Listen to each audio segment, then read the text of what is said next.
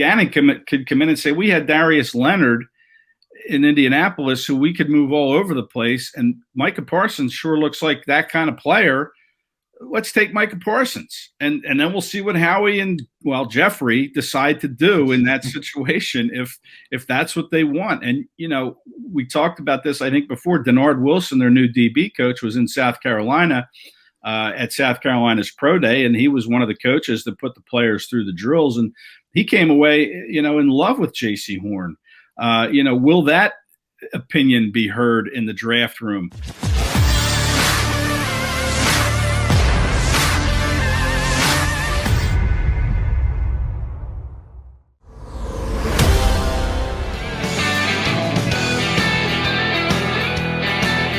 Hour 2 of week 2 here on Birds 365. McMullen and McDonald, your Mac guys hanging with you. We've still got plenty to decipher and digest today leading up to the NFL draft. Here to give us a helping hand is a compatriot from Sports Illustrated of Johnny Mac. Ed Kracz joins us here on Birds 365. How was your weekend, Ed? It's fantastic, Jody. Thanks. Got the garage cleaned out for about the 50th time in the last 10 years. Just never-ending battle. 50th Spring time. cleaning. That's never a nice weekend, Ed. Yeah, no. All right. But it was much needed. Glad you did it. I need to do it in the worst way because I've only cleaned my garage twice in the last 25 years. So to say that it's a necessary evil, yes, I would agree with that. All right, necessary evil for the Eagles in this upcoming draft. Is there one? Do they have to address something? Is it going to be a need pick at 12, or is it going to be the best available player? That's a good question. I think with so many picks, they have 11 of them this year, and then next year, possibly 3 in the first round. I think they could go with a boomer bust type of guy at 12. Like one of those defensive linemen that, there's so many evaluations all over the board with guys like Gregory Rousseau and Jalen Phillips and Kwity Paye, Christian Barmore. I mean, these are all guys that, have that boomer bust potential. And, we could see the Eagles possibly go in that direction, knowing that they can kind of afford to do that with so many picks later during this draft. And then, of course, next year when they have, at least 4 in the first 2 rounds, maybe 3 in the first round. So, we could see that coming into play is this try to find a guy that kind of fits their philosophy, which we all know is offensive and defensive line. That's where they like to build, is in the trenches, so that, maybe they could try to go with one of those boomer bust guys at 12. And if they think that's too rich, maybe they move back a few spots and try to trade with maybe the Patriots or Bears or, dare we say, the Washington football team to make it a little more palatable to take one of those players that have that boomer bust potential. Ed, I know you took some heat for mentioning that name, Christian Barmore, early in the process. All of a sudden, as we get closer and closer to the draft, people are saying, hey, you know what? Barmore's going to go a little bit quicker than people expect for a couple reasons. One, he's a good player, but also it's not a great year to need an interior defensive lineman. So if we do look at defensive line and the Eagles' history of building throughout the trenches, and the fact that, they're set up with Fletcher Cox and Javon Hargrave, but you need that added rotational piece. And Hassan Ridgeway has not been able to stay healthy. All of a sudden, Christian Barmore thought, our friend at Sports Illustrated was on the show earlier, Rick Saratella from NFL Draft Bible. He's starting to creep up into people's thoughts. Yeah, I mean, I think, to me, he's the best defensive lineman in this draft, to be honest with you. I know, you have to question his motor a little bit at times. At Alabama, he seemed to coast, during some games, but there's no doubt he really showed his full potential during the playoffs last year, the college football playoffs. I mean, he really shined in those 2 wins that Alabama had on their way to the national title. One of the other concerns I'd have about him is, he's a local kid. He's from Philadelphia, played football at St. Newman Goretti. And, I've talked to an agent who represents Kyle Pitts, and I asked him how concerning is it when you have a player that's coming back to his hometown. And we all know Kyle Pitts played at Archbishop Wood High School in the suburbs, and he grew up in Abington, played there for his first couple of years. And his agent, Andre Odom is his name. And he told me that, it all depends on the individual.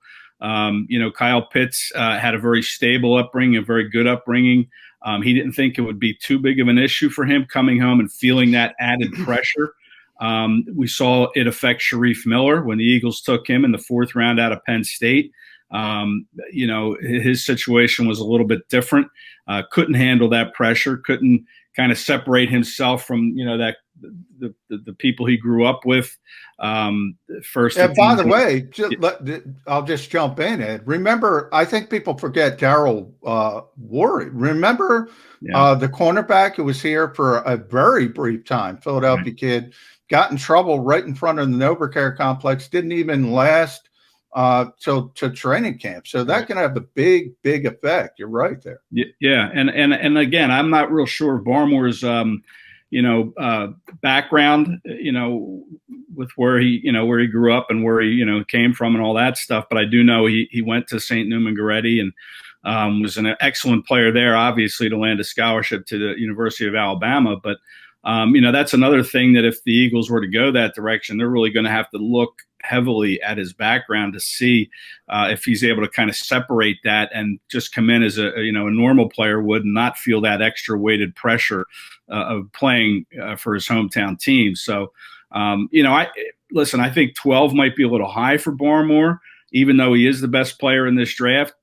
And even a Kwity Paye. I mean, look at Kwity Paye. He comes from the University of Michigan, where Brandon Graham played and was drafted in the 1st round, right around this same spot where the Eagles are picking.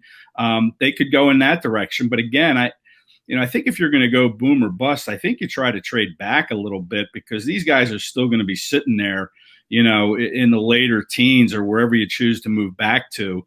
And if you have them all evaluated kind of similarly, Barmore, Rousseau, Phillips, and Barmore, I think I said Barmore twice, but I'm missing somebody there. But if you have 3 or 4 guys, Kwity Paye, Rousseau, Phillips, and Barmore, right? So if you have those 4 guys evaluated in a similar fashion, you could try to trade back and get even more picks. I really think that the Eagles and Howie Roseman are going to be very active in this coming draft with 11 picks, and knowing what they have kind of stashed away for 2022 will afford them that luxury to kind of move up, back, middle, wherever they need to go.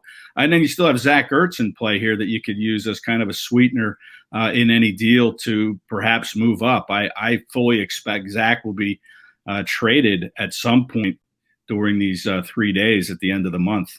Ed, interesting that you went down the boomer bust road. And I comprehend the way you're laying it out. Quantity over quality. They got as many picks as they do this year. They've got early picks going forward for 2022.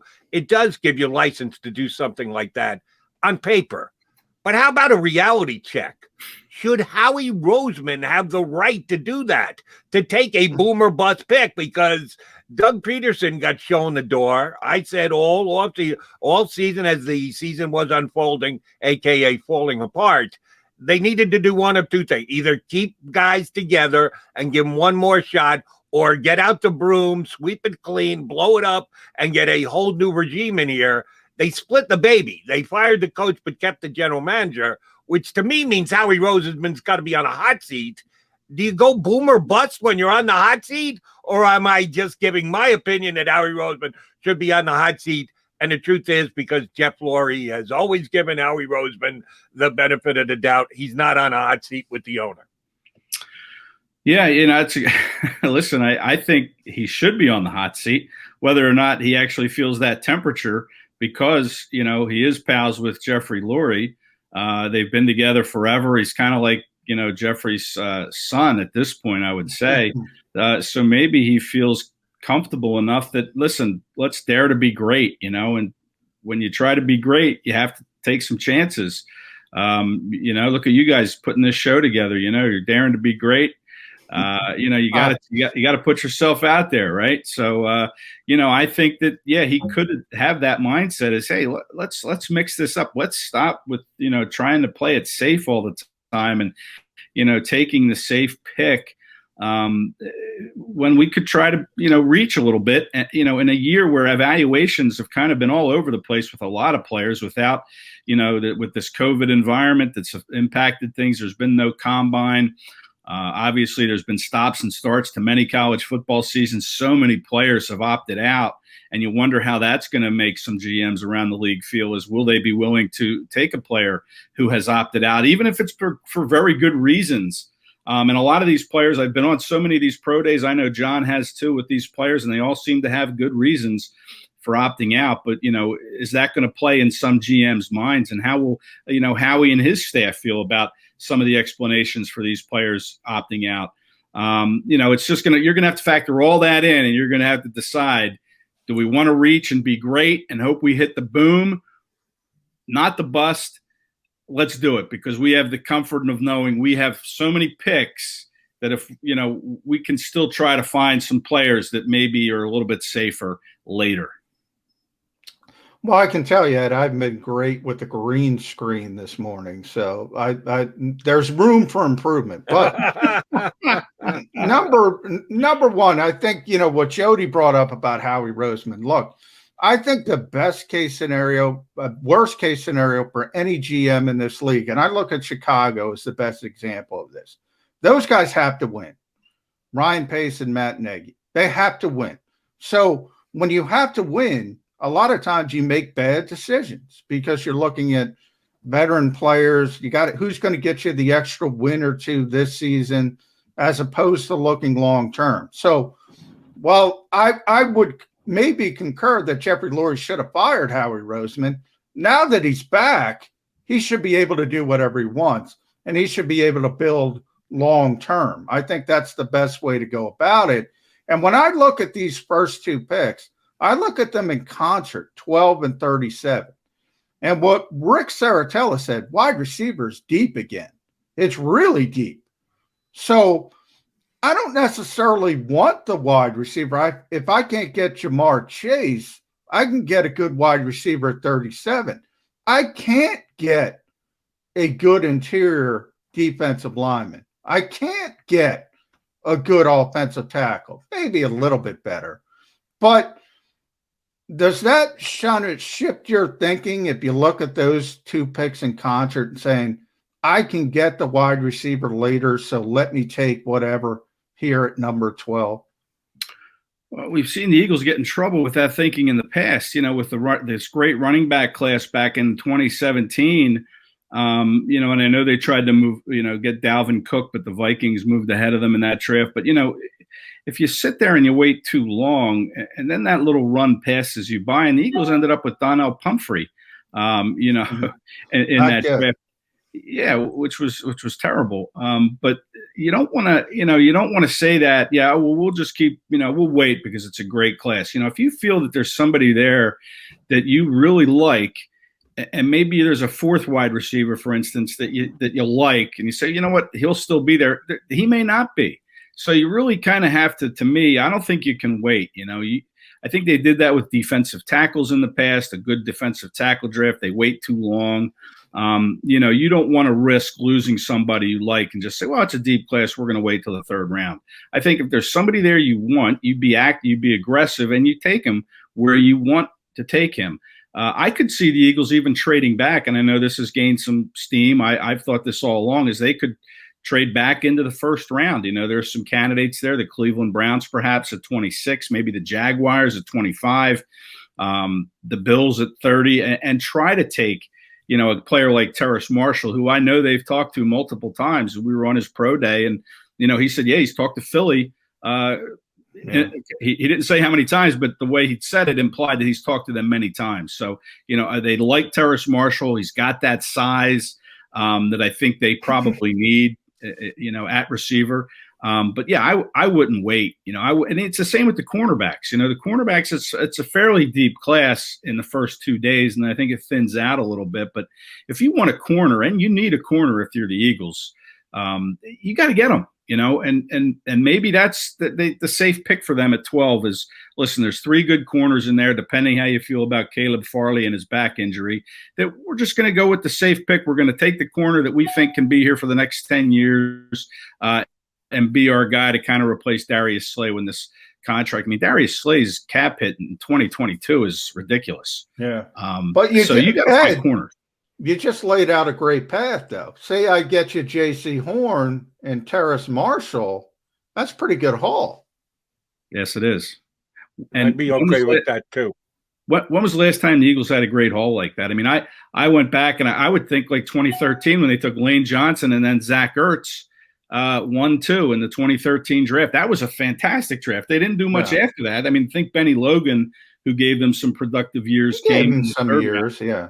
Yeah, but I mean, that was a fantastic 1-2 punch, and they haven't had that, to me, that 1-2 punch in a draft since. And that's what they really need, is they need to come out swinging, good 1-2 punch, 2 guys that can come in and start right out of the chute, and then you fill in some other gaps with the remainder of it. But it helps when you're drafting 4th overall. Lane was Yes. the 4th overall pick, so yeah, it's a little easier when you're drafting number 4. And they're 4th overall in the 2nd round this year. So, yes, the quality of the pick should be up a little bit. I need your take on this.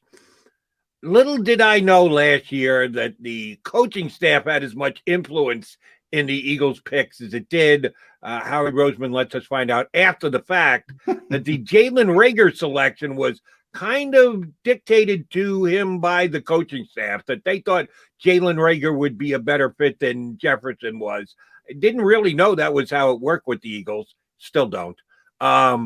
New coaching staff, guys who've never been in draft war rooms with big titles before in this upcoming draft.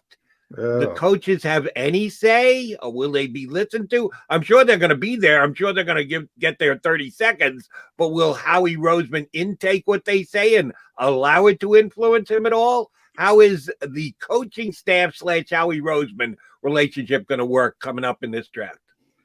Well, I think this is a smart, knowledgeable coaching staff. I really do. They've been in this league for a long time in smaller title roles, kind of the way you put it there, Jody. But, I hope they do, because I think that this is a smart, savvy coaching staff that knows what it wants to put in place, and will kind of help give a fresh set of eyes in that war room. These guys aren't really affiliated with the Eagles. But then you think back to when Chip Kelly came to town, and, he wanted to take Deion Jordan in 2013, and they ended up taking Lane Johnson, and he wanted to take Taylor Hart allegedly in the 3rd round. But Howie kind of talked him out of that and said, well, we'll take him later. And sure enough, Taylor Hart was there in the 5th round. Probably didn't even deserve to get taken there. Yeah. I mean, great kid, Taylor Hart, but just couldn't play. But that was a different, Chip wasn't real familiar with the NFL. He was coming from the college ranks. I think this is a different animal, and Nick Sirianni, Shane Steichen, Jonathan Gannon, Brian Johnson, the list goes on with his staff. These guys are a smart group, and I hope they do listen to them and allow them to give input, and you hope that the coaches listen to it, because I think that fresh set of eyes can help Howie decide what he's going to do in the draft. Let me just get this in. Here's my fear. The entire Eagles coaching staff and all that brain power that you just discussed, Ed, will have less impact on the draft than Jeff Lurie. Jeff Lurie will have more impact on the draft than the coaching staff will. It sure seems that's the way it's going, doesn't it? That's no question on that one, Jerry. Yeah, I mean, he's going to have probably the final say, and you hope that maybe he's going to listen to Nick and company, when they're on the clock. But what confidence do we have in that? Next to zero. No, I do not have any confidence in that, and for a lot of reasons. And Ed, this is not a criticism of Nick Sirianni, but I think the year is different. We've talked a lot about the environment and the preparation for the draft and COVID, yada, yada, yada. So I just don't think he has had the time to do the due diligence to have a big impact on this draft. Maybe down the road he will, but I think early on he's got to sit back and trust Howie Roseman and Andy Weidel. I don't see that he's going to have a lot of impact on this draft, but I do think it is interesting that, Jody had mentioned how he's saying, I had heard it was Rich Scangarello. If you think about it from that standpoint, Scangarello was the guy who wanted Jalen Reagor over Justin Jefferson. He had only been here for a short period of time. A GM's job is to get players the coaches want. Maybe they will have a bigger impact, and maybe that's what you should do as a general manager. Get the coaches the players they want. Yeah, exactly right. And Scangarello was a guy, and if that is true, I'm not really sure how accurate that is. Yeah, well, Scangarello could be throwing him under the bus on the way out the door. Yeah, it's just that Scangarello is a guy that had been around the league for a while, and maybe they valued that, that resume, if you will, of him being around the league. And, you look at Sirianni and his guys, and they've been around the league. They kind of have an idea of what's out there and what they need. And you're right, though. He doesn't, he's sitting in that room, like Jody said, with a bigger title now. How will he adjust to that? We're going to see. I mean, listen, Gannon could come in and say, we had Darius Leonard in Indianapolis who we could move all over the place. And Micah Parsons sure looks like that kind of player. Let's take Micah Parsons. And then we'll see what Howie and, Jeffrey decide to do in that situation if that's what they want. And, we talked about this, I think, before. Denard Wilson, their new DB coach, was in South Carolina at South Carolina's Pro Day, and he was one of the coaches that put the players through the drills. And he came away, in love with J.C. Horn. Will that opinion be heard in the draft room? You kind of hope that it is, but we'll see. I mean, again, this could be Howie saying, you know what, the heck with being safe. We're going to boom or bust it, and we're going to go with, Kwity Paye. Brandon Graham came in here in 2010 and gave us, a legendary 10, 11 years as a player. He probably will have his number retired. Let's go back to the University of Michigan and take Kwity Paye. Fits our philosophy. We're taking him. The heck with Horn and Parsons and whoever else we feel, might be kind of the quote unquote safe pick. Well, Sports Illustrated guys love to stay in the trenches. I'm not taking. Ed knows when Joe Douglas was here, so you'll like this, Jody, because he's obviously the Jets general manager. He and Howie Roseman set up what they called the cohabitation matrix, and they claimed that anybody in the building, if you had any information on any player, whether you were at the lowest level of scout and intern, we're listening. We have this great collaborative approach. I think the Eagles need the exact opposite. I need a buck stops here guy, and I need a buck stops with anybody other than Jeffrey Lurie. Not Howie Roseman, Jeffrey Lurie. We'll see if that's the way it plays. Ed, last one for me. And I think the Parsons scenario, if they were at 12 or even moved up a couple slots to get him, was more a possibility before they signed a starting outside linebacker last week. Now we're in the deeper stages of free agency, but they did add a starting player for a reasonable amount of money in Wilson last week. So I give Howie Roseman credit for getting that deal done. Is there another free agent signing between now and the draft? We're just over 2 weeks away. Is there another name to be added to the Eagles roster that will then influence their draft between now and December 29th when we get the draft underway? Well, the first part with Eric Wilson coming in, the linebacker, the Eagles have made these offseason linebacker signings in the past, and none of them have worked out. We've seen it with Corey Nelson and Paul Warlow and LJ Fort and Jatavius Brown last year, who retired before the season began.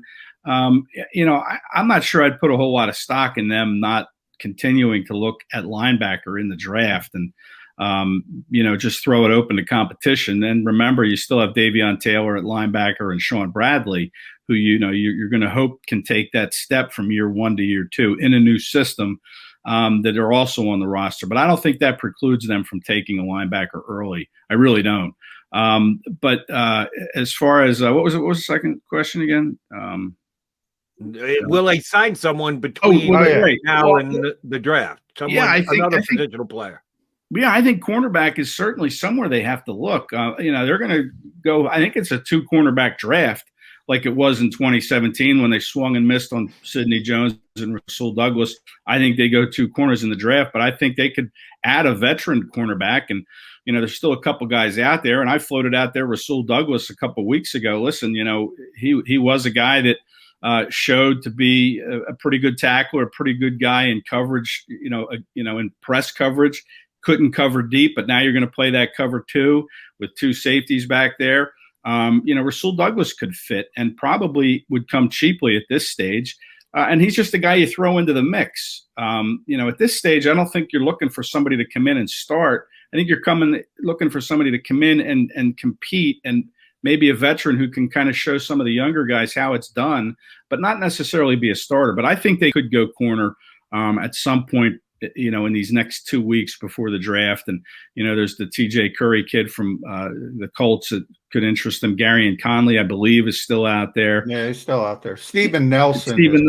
Yeah. Yeah. And the longer these guys stay unemployed, I think their price drops. And Steven Nelson could be a very good value pick. And he could be a guy that could come in and start. But I think they're going to make a cornerback move. If I had to predict and had to guess, I would say, they're going to bring a cornerback in before the draft starts on April 29th. All right. One more, Ed. One more real quick. Couple minutes, real quick, because I forgot to get your opinion. Look, the whispers keep going around Deshaun Watson and the Philadelphia Eagles. Latest was Mike Florio. It was Jason La Canfora before that. Constant whispers about this team keeping their options open with Deshaun Watson. Does that tell you they don't believe in Jalen Hurts long term? Well, no, I don't think so. I think it's wise to keep your options open. I mean, they'll keep their options open. Will they do something? I doubt it. I mean, listen, Deshaun Watson's got his hands full trying to defend himself against. Not necessarily about this year, but next year. Possibly next year, yeah. But by then, the Eagles should kind of have a better idea of what Jalen Hurts is or could become. So, I think it certainly makes sense to keep the options open. But, he's not going anywhere this year, I don't think. I mean, 2 weeks until the draft, and, he still has, a mountain full of legal issues he's got to scale. So I just don't think it's going to happen. But, I think it's wise to keep your options open. I know inside the building, the thinking on Jalen Hurts is kind of split at this point. Some thinks he's the guy, some thinks he's not. 2021, I think, is going to kind of be the tail of the tape. Is we're going to find out what Jalen Hurts is. And if they don't think he can be the guy, then let's see where Deshaun Watson is in, February and March of 2022 and maybe make a move for him. Ed, good stuff. Appreciate you coming on board. We'll probably punch up again one more time before we get to the draft. Thanks for coming on, bud. My pleasure, fellas. Thank you. Ed Kracz, Sports Illustrated, here with us on Birds 365. All right, final couple minutes. We'll come back. We'll have final thoughts. I'll get 1 or 2 more out of McMullen before we say adieu. Birds 365 coming right back. Stay here. If you missed any of today's show on the JAKIB Media channel, listen to the podcast on your way home. Available on YouTube, Apple, and Spotify.